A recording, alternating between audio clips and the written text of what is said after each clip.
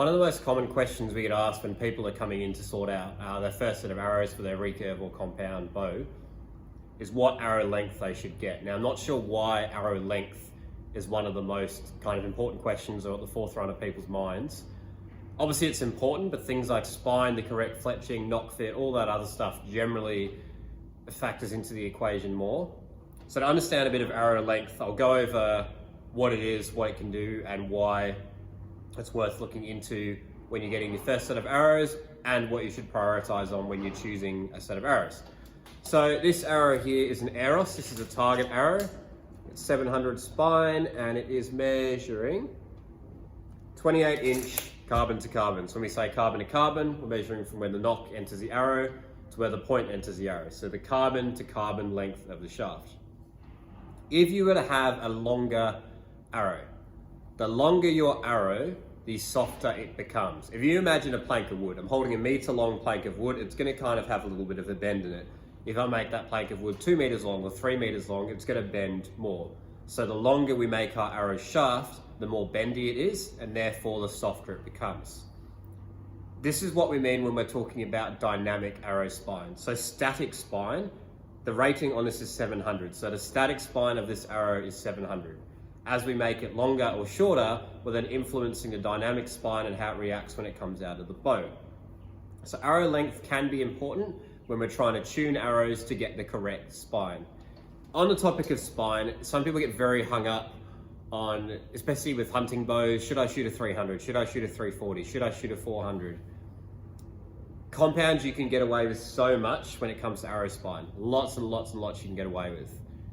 And a lot of the time, if you're buying a $10 or $12 arrow, if it's a difference between a 300 and a 340, the tolerances on them probably even aren't that good to keep the 12 within that spine. 300s might be a 280 to 320 if you'd actually sit down and measure them.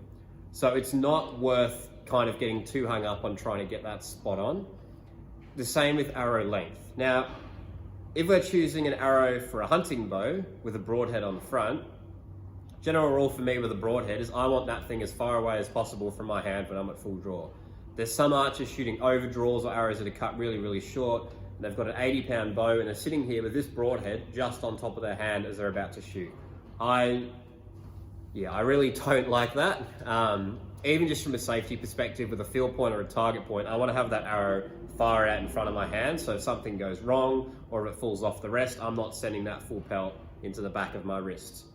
So when you're trying to choose what length you should get, if it's your first set of arrows, just buy whatever's on the shelf.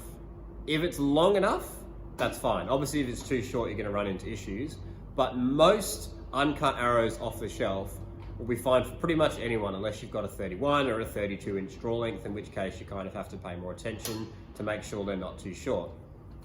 One of the benefits of getting an arrow that's too long for when you're starting as well is if you're shooting and you hit the frame on the target, or you hit a rock, or you hit a stump, and you crack the front part of the arrow, you can put that arrow aside. If you break a few of them, bring them back to your shop and pay to get them trimmed down, then you've got another set of arrows. You've got a second life out of those. So that's the benefit of having them that little bit longer.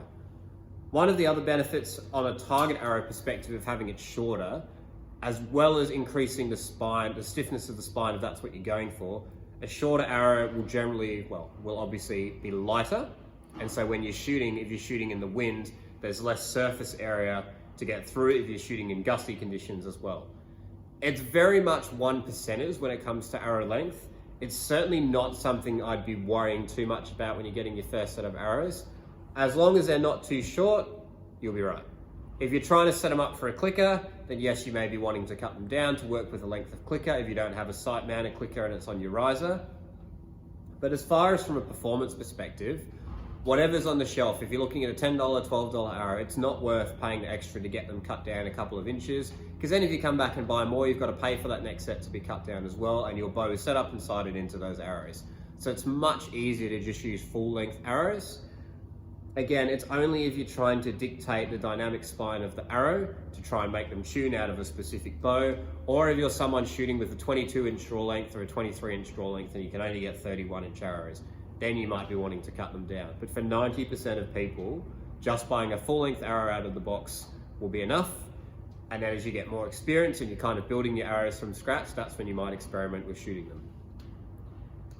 If you're shooting a broadhead, keep it long. If anyone takes one thing away from this video, it's keep your broadhead as far away from your hand as possible.